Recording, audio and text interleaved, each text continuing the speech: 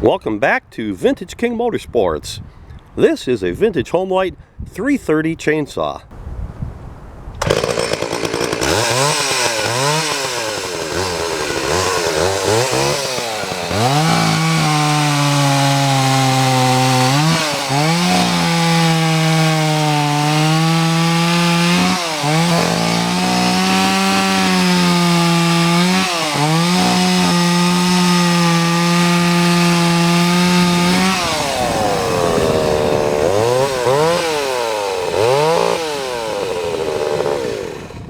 This is a really nice vintage Homelite 330.